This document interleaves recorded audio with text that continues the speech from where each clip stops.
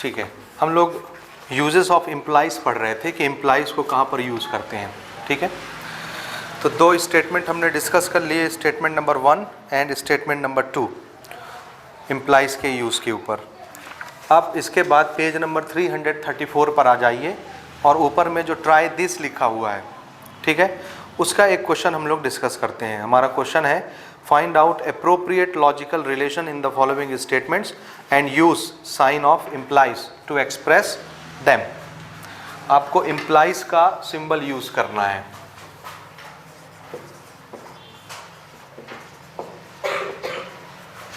Implies, this is, ये sign कहाँ पर अप्रोप्रिएट होगा, ये साइन यूज करके हमको इसका जवाब देना है। समझ गए? ठीक है ना। अब देखिए हमारा पहला स्टेटमेंट क्या है।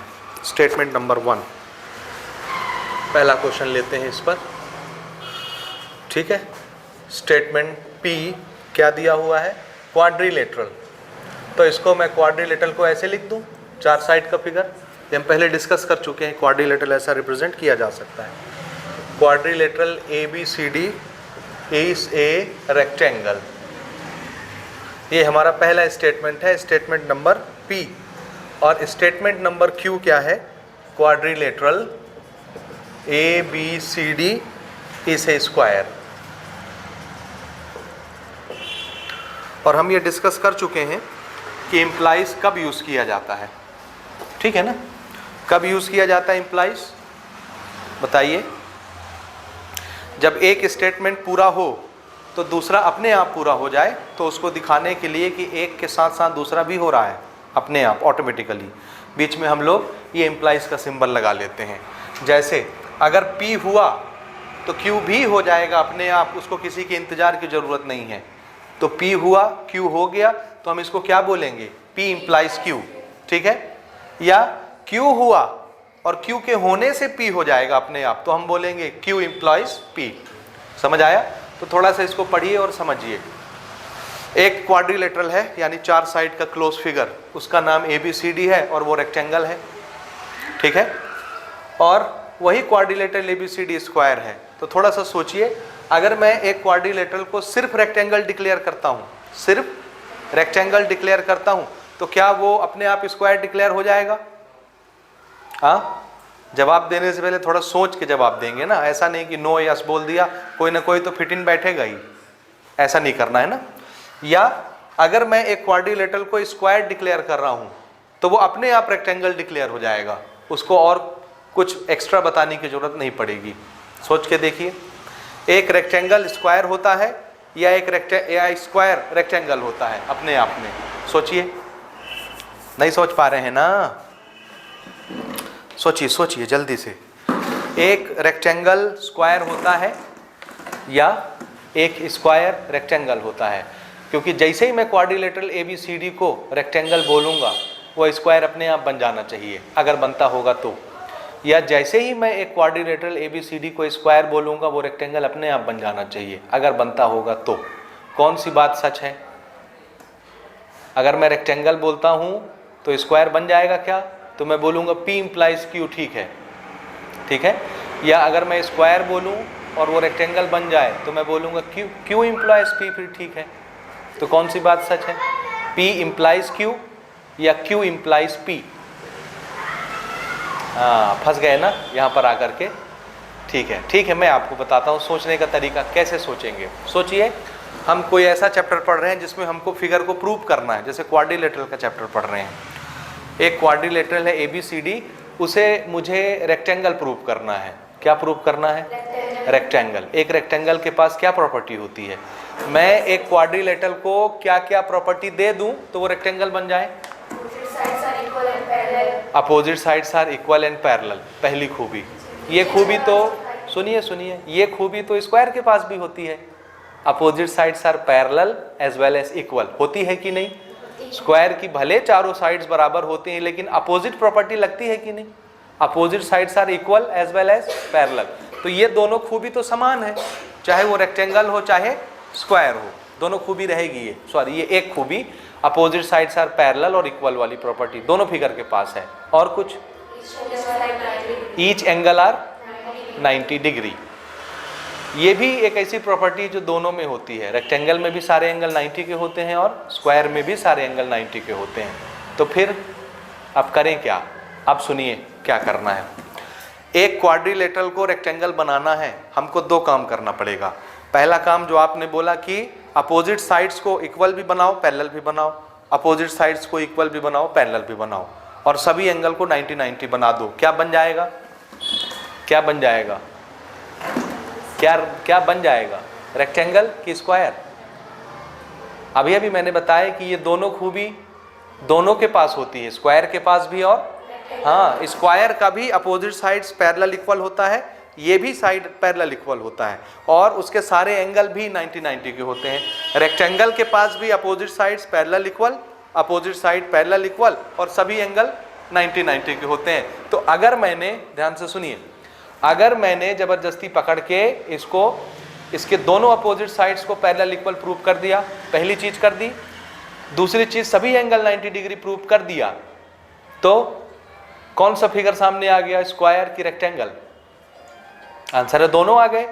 दोनों के पास यही खूबी है ना, दोनों आ गए। हम अभी श्योर नहीं है, लेकिन लेकिन लेकिन स्क्वायर अगर प्रूव करना है तो हमको और क्या करना पड़ेगा?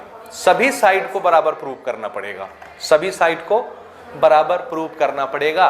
क्या रेक्टेंगल के पास ये खूबी होती है? नहीं होती।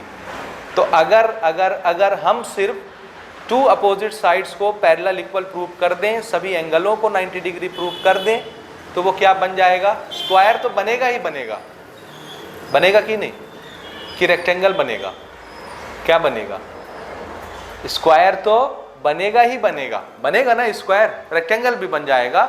लेकिन अगर हमने साथ में ये भी प्रूव कर दिया कि बाकी के सभी साइड भी आपस में बराबर हैं, तो वो क्या बन जाएगा? स्क्वायर बन जाएगा। बन जाएगा कि नहीं? अच्छा, अगर वो स्क्वायर है तो उसके पास रेक्टेंगल वाली प्रॉपर्टी है कि नहीं? अब मैं काम की बात पर आता हूँ, बहुत घुमा फिरा लिया आपको, काम की बात पे आते हैं। अगर हमने एक फिगर को स्क्वायर प्रूव कर दिया तो स्क्वायर के पास तीन प्रॉपर्टी होती हैं। नंबर 1, उसके सभी साइड बराबर होते हैं, सभी साइड आपस में बराबर।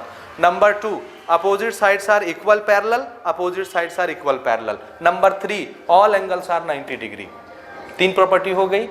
ये तीन में से दो प्रॉपर्टी रेक्टेंगल के पास भी है कि नहीं? कौन सी? Opposite sides are equal parallel और ऑल एंगल्स 90 डिग्री है, ये दोनों प्रॉपर्टी रेक्टेंगल के भी पास। तो अगर हमने एक क्वाड्रिलेटरल को स्क्वायर बना दिया, स्क्वायर, तो वो स्क्वायर अपने आप रेक्टेंगल बन गया कि नहीं? बन जाएगा ना, बन जाएगा। हाँ, स्क्वायर बनने के लिए उसके पास एक प्रॉपर्टी उसकी अपनी है, रहने दीजिए, लेकिन दो प्रॉपर्टी तो रेक्टेंगल वाली है कि नहीं? तो अगर एक क्वाड्रिलेटरल स्क्वायर बनता है तो वो रेक्टेंगल है कि नहीं? है, क्योंकि रेक्टेंगल के पास सिर्फ ये प्रॉपर्टी होती है, opposite sides equal parallel, all angle 90 degree. बस समझ आया? तो एक क्वाड्रिलेटरल स्क्वायर है तो वो अपने आप क्या है? रेक्टेंगल। लेकिन अगर एक क्वाड्रिलेटरल सिर्फ रेक्टेंगल है तो वो स्क्वायर बन सकता है क्या? स्क्वायर बनने के लिए उसके सभी साइड बराबर होने चाहिए, और ये उसके पास नहीं है। समझ आया? तो कौन सी बात सच होगी तो दूसरी अपने आप हो जाएगी। हाँ, अगर एक फिगर स्क्वायर बनेगा तो 100% वो और क्या होगा? रेक्टेंगल, क्योंकि स्क्वायर के पास वो दोनों खूबी होती है जो रेक्टेंगल के पास होती है। समझ आया? तो यहाँ पर स्टेटमेंट कौन सा सही चलेगा? Q implies P। Q होगा तो P हो ही जाएगा। समझ आया? इसी तरह से दूसरा स्टेटमेंट देखिए, हमारा स्टेटमेंट है दूसरा क्वेश्चन, इस पर हम ले रहे हैं। Statement number A, point P1 lies on line L and M. Statement B, lines L and M are not parallel.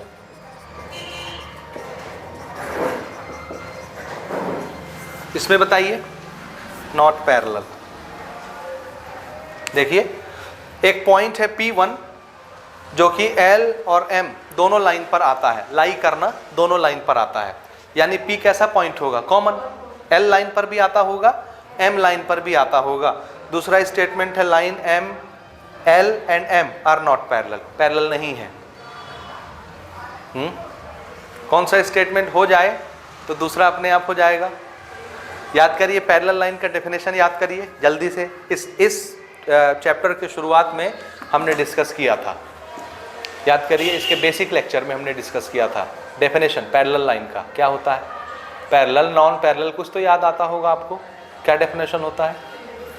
If two lines are parallel then, हाँ, if two lines are parallel then there is no common point between the lines. कोई common point नहीं है तो दो line क्या होंगी? Parallel होंगी। और कोई भी कॉमन पॉइंट आया दोनों लाइन में तो वो लाइन एक दूसरे को काटेंगी तभी कॉमन पॉइंट आएगा, और पैरेलल नहीं होंगी। तो सुनिए, अगर दो लाइन के पास एक कॉमन पॉइंट है तो दोनों लाइनें पैरेलल होंगी कि नहीं होंगी? दो लाइन ऐसी हैं, ये एक लाइन है L, ये एक लाइन है M, दोनों लाइन के पास ये कॉमन पॉइंट है P1, है कॉमन पॉइंट। तो अगर ये बात सच हो जाए तो दोनों लाइनें क्या हो जाती हैं? नॉट पैरेलल, अपने आप हो जाती हैं। तो अगर दोनों लाइन के पास एक कॉमन पॉइंट आ जाए तो दोनों लाइनें क्या हो जाती हैं? Not parallel. तो ये हुआ तो ये हो जाएगा कि नहीं? इसलिए यहाँ क्या आना चाहिए? A implies P, sorry B। ठीक है, समझ आया? ये ऐसे आंसर आपको देना है, हो गया। अब इसके बाद देखिए ना, ट्राई दिस के क्वेश्चनों के बाद आ जाते हैं प्रूविंग सम मोर स्टेटमेंट्स। अभी तक हम लोग डिडक्टिव रीजनिंग यूज कर रहे थे, डिड्यूस कर करके आंसर दे रहे थे, है ना। अब ऐसे स्टेटमेंट आएंगे जिनको आप डिडक्शन करके प्रूव नहीं कर सकते, यानी रिजल्टिंग स्टेटमेंट आप कोट नहीं कर सकते। समझ रहे हैं कि नहीं? इनको प्रूव करने के लिए हमको दूसरे लॉजिक्स यूज करने पड़ेंगे और थोड़ा सा कलम चलाना पड़ेगा, वो देखिए कैसे करते हैं। नेक्स्ट पेज नंबर 334 में हम लोग लेते हैं स्टेटमेंट नंबर 3। ठीक है, क्वेश्चन पढ़िए ध्यान से। Square of A odd number is always odd number. अब इसके लिए कौन सा इम्प्लाइज लगाएंगे आप? यहाँ तो कोई दो बात नहीं है कि एक बात सच हो तो दूसरी अपने आप हो जाए। और कौन सा डिडक्शन लगाएंगे? एक स्टेटमेंट दूसरा स्टेटमेंट भी नहीं है, दो स्टेटमेंट होते तो हम डिड्यूस करके रिजल्टिंग स्टेटमेंट लिख देते। तो अब यहाँ से ऐसे क्वेश्चन शुरू हो रहे हैं जिनको आप डिड्यूस करके रिजल्ट घोषित नहीं कर सकते, या इम्प्लाइज का सिंबल नहीं लगा सकते कि एक होगा तो दूसरा अपने आप हो जाएगा। समझ रहे हैं? इसको प्रूव करेंगे, देखिए कैसे। स्क्वायर, किस नंबर का स्क्वायर करना है? ऑड नंबर का। और रिजल्ट में भी क्या आना चाहिए? Odd number. हम लोग मान लेते हैं, देखिए सॉल्यूशन, प्रूफ दे रहे हैं, प्रूफ मान लेते हैं let a be any odd number. A कोई ऑड नंबर होगा, ठीक है ना। Now by definition of odd number a को हम लोग क्या लिख सकते हैं? 2k + 1, k में भी एनी इंटीजर, ये तो आप जान रहे हैं। 2k क्या चीज है? इवन। इवन में 1 ऐड होगा तो क्या बन जाएगा? ऑड। तो ऑड को हम एक्सप्रेस करना जानते हैं bye definition of odd.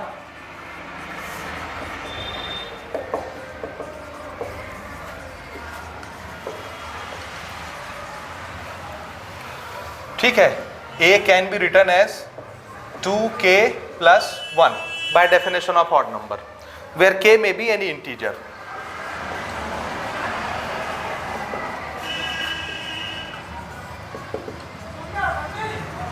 Integer का मतलब आप लोग जानते हैं, ठीक है, तो हम फिर से डिस्कस नहीं करेंगे इंटीजर किसको बोलते हैं। ये हो गया, एक ऑड नंबर को हमने उसके डेफिनेशन के हिसाब से एक्सप्रेस कर लिया, हो गया। अब हमको ऑड नंबर का क्या करना है?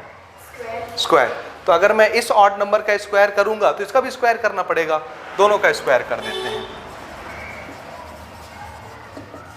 Squaring on both side, this is a square, और इसका स्क्वायरिंग करेंगे तो ये होल स्क्वायर बन जाएगा।